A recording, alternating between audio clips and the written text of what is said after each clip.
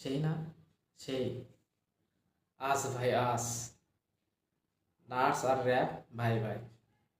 আপনার যে ফিলিংস, আমাদেরও সেম ফিলিংস 2016-তে হয়েছে। আসসালামু আলাইকুম।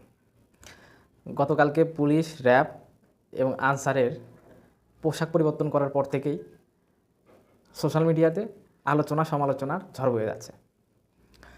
তো র্যাবের যে পোশাকটা, আগে র্যাব দেখলেই মানুষের মধ্যে যে একটা আতঙ্ক, র্যাবের পোশাক দেখেই, মানে কালো শার্ট, কালো প্যান্ট, কালো চশমা, এমনকি মাথায় কালো কালারের কাপড় বেঁধে র্যাবের যে একটা অ্যাকশন, সেটা র্যাবের পোশাক দেখলেই অনেকটা মানুষের মধ্যে আতঙ্ক ছড়ে যেত।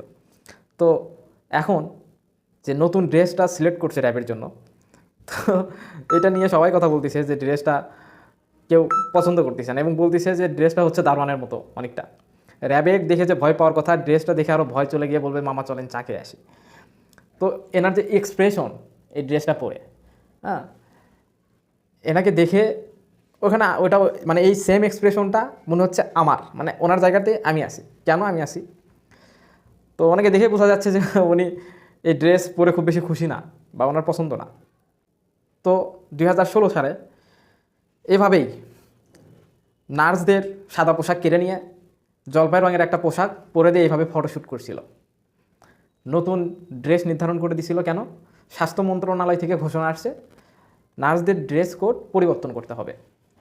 এবং তারা যে এই বিষয়ে যে কয়েকটা যুক্তি দিয়েছে, তাদের যুক্তিটা খুব বেশি যুক্তিসঙ্গত না।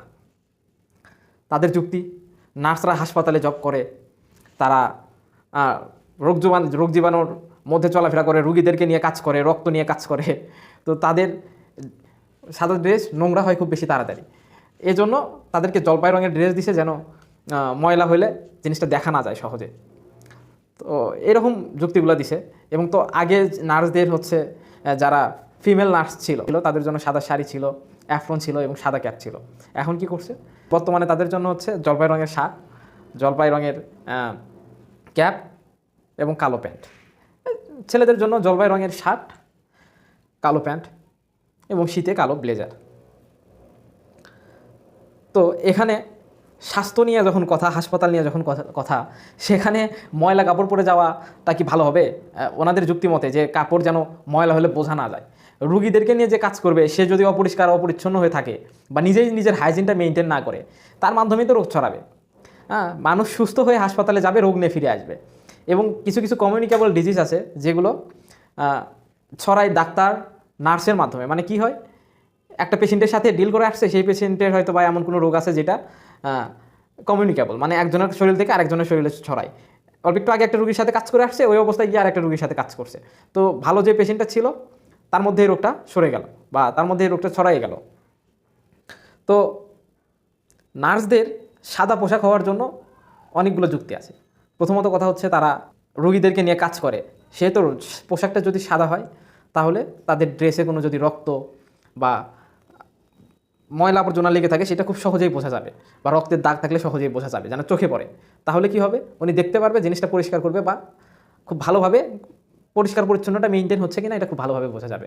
এবং সাদা হচ্ছে একটা শুভ্রতার প্রতীক, সৎ শুভ্রতা এরকম প্রতীক।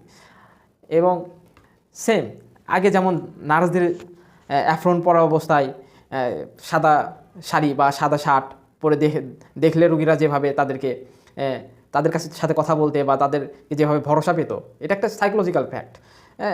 আপনি র্যাব যদি এই পোশাক পরে আসে, আপনি তাকে সম্মান খুব একটা বেশি করবেন না, সেটা বোঝা যাচ্ছে।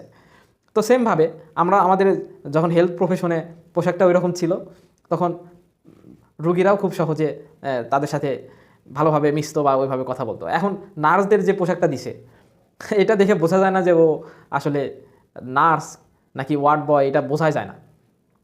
তো এখন যেরকম এই ড্রেসটা দেওয়ার পরে অনেক কথা, অনেক আলোচনা সমালোচনা বয়ে যাচ্ছে, ঠিক এইভাবেই 2016 সালে নার্সরা এটা নিয়ে অনেক কথা আলোচনা, তারা প্রথম দিকে তো কেউ এটা পড়েনি, এটা আদেশ করার পরেও তারা আদেশ অমান্যর মতো বেশ কিছু হাসপাতালে পড়লেও কিছু কিছু হাসপাতালে পড়েনি, এটার বিরুদ্ধে বিক্ষোভ মিছিল বা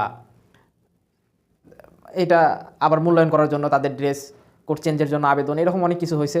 বড় ভাইয়া বা যারা নার্সিংয়ের সিনিয়র তারা এই বিষয়ে কথা বলছে, ফলাফল শূন্য। এখন এইভাবেই নার্সরা সবসময়